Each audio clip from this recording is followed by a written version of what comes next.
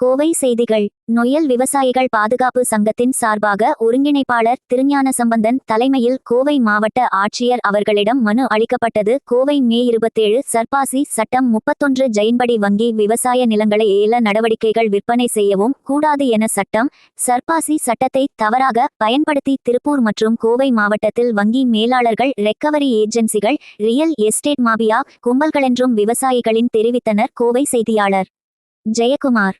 4ஆம் தேதிக்கு பிறகு கோவை திருப்பூர் மாவட்டத்திலே பல ஆயிரம் பேர் திரண்டு இதற்கு முடிவு கட்ட வேண்டிய போராட்டம் நடக்க உள்ளது என்பதை சொல்லி கோவை திருப்பூர் மாவட்ட ஆட்சியர் அவர்கள், மாவட்ட கண்காணிப்பாளர் அவர்கள், இரு மாவட்டத்தினுடைய துறை சார்ந்த அதிகாரிகள், வருவாய்த்துறை அதிகாரிகள், விவசாயத்துறையினுடைய அதிகாரிகள் எல்லாம் சேர்ந்து இதற்கு முடிவு கட்டப்படவில்லை என்றால் இன்னும் பல நூற்றுக்கணக்கான உயிர்கள் இறப்புக்கு நீங்கள் தான் காரணம் என்பதை மித்தம் பணிவோடு சொல்கின்றோம்.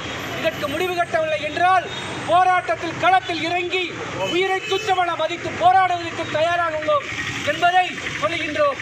எங்களுடைய நிலங்கள் பறிவாகின்ற பொழுது நாங்கள் வேடிக்கை பார்த்துக் கொண்டிருக்க முடியுமா?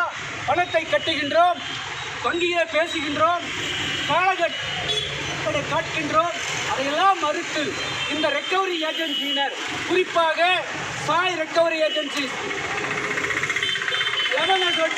கந்தசாமி, அதே ஒன்று ஸ்டார் ரெக்கவரி ஏஜென்சிஸ், ஆறுமுகம், எல்லாம் அடியாட்களை வைத்து மிரட்டி இந்த குடும்பங்களுடைய சொத்துக்களை எல்லாம் பறித்துள்ளனர், அச்சப்படுத்தியுள்ளனர்.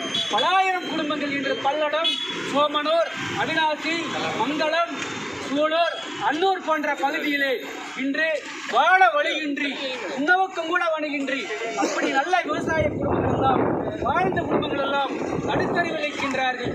எனவே மரியாதைக்குரிய மத்திய அரசும் மாநில அரசும், மரியாதைக்குரிய மாண்புமிகு தமிழக முதல்வர் அவர்கள் இதில் சிறப்பு கவனத்தை எடுத்து கோவை, திருப்பூர், ஈரோடு மாவட்ட